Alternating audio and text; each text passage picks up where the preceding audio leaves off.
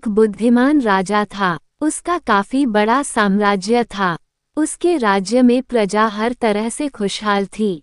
राजा को अपने उत्तराधिकारी की तलाश थी। उसके 3 बेटे थे। राजा इस पुरानी परंपरा को नहीं निभाना चाहता था कि सबसे बड़े बेटे को ही गद्दी पर बिठाया जाए। वो सबसे बुद्धिमान और काबिल बेटे को सत्ता सौंपना चाहता था, इसलिए राजा ने उत्तराधिकारी के लिए तीनों की परीक्षा लेने का फैसला किया। राजा ने तीनों बेटों को अलग अलग दिशाओं में भेजा। उसने हर बेटे को सोने का एक एक सिक्का देते हुए कहा कि वे इसे ऐसी चीज खरीदें जो पुराने महल को भर दे। पहले बेटे ने सोचा कि पिता तो सठिया चुके हैं, इस थोड़े से पैसे से इस महल को किसी चीज से कैसे भरा जा सकता है। इसलिए वह एक मैखाने में गया, शराब पी और सारा पैसा खर्च डाला। राजा के दूसरे बेटे ने इससे भी आगे सोचा। वो इस नतीजे पर पहुंचा कि शहर में सबसे सस्ता तो कूड़ा कचरा ही है, इसलिए उसने महल को कचरे से भर दिया। तीसरे बेटे ने 2 दिन तक इस पर चिंतन मनन किया कि महल को सिर्फ एक सिक्के से कैसे भरा जा सकता है।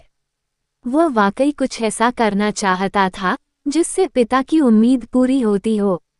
उसने मोमबत्तियां और लोबान की बत्तियां खरीदी और फिर पूरे महल को रोशनी और सुगंध से भर दिया। इस तीसरे बेटे की बुद्धिमानी से खुश होकर राजा ने उसे अपना उत्तराधिकारी बनाया। एक राजा मोटापा बढ़ने की वजह से बीमार पड़ गया। डॉक्टरों ने उसे सलाह दी कि वो खाना कम कर दे तो मोटापा घट सकता है। डॉक्टरों की इस सलाह से राजा गुस्सा हो गया। राजा ने ऐलान किया कि जो भी उसका अच्छा इलाज करेगा उसे बड़ा इनाम दिया जाएगा, लेकिन इसमें एक शर्त थी, जो भी इस कार्य में सफल न रहेगा उसका सिर कलम कर दिया जाएगा। ज्योतिषियों ने भविष्यवाणी की कि राजा का जीवन अब 1 महीने का और बचा है।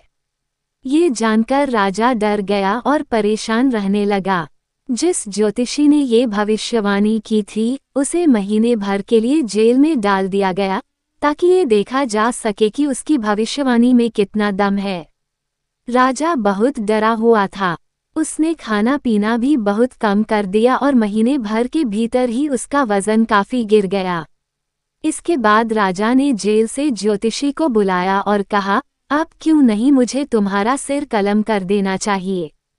इस पर ज्योतिषी बोली कि अपने को शीशे में देखिए कि आप अब कितने स्वस्थ हो गए हैं। अपने को स्वस्थ और दुबला काया देखकर राजा का आश्चर्य का कोई ठिकाना न रहा। तब ज्योतिषी ने राजा से कहा कि असल डॉक्टर तो मैं ही था। मौत के बहाने मैंने आपको डरा दिया था ताकि आप खाना कम कर दे और स्वस्थ हो जाए।